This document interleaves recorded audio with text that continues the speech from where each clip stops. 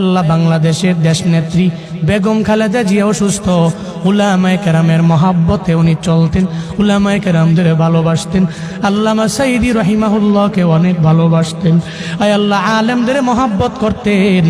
আপনার বান্দি মুমূর্ষ অবস্থায় আছে, আয় আল্লাহ মনে হয় মরে যাবে এমন একটা হালাত।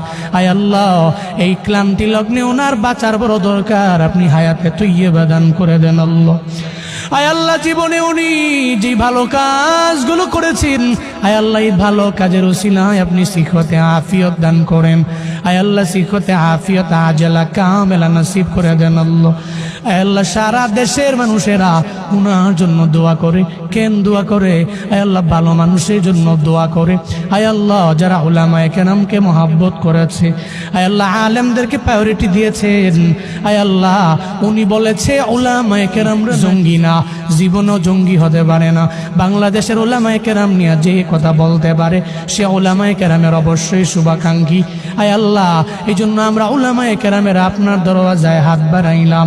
আপনার বান্দিরে আপনি সিখতে আফিয়ত দান করেন, আজলা কামেলা নসিব করে দেন রে আল্লাহ। আর যদি বিদায় বেলা এসে যায়, আয় আল্লাহ কালেমা পড়তে পড়তে কালেমার সাথে ঈমানের সাথে আপনি মরণ নসিব করিয়েন রে আমার আল্লাহ।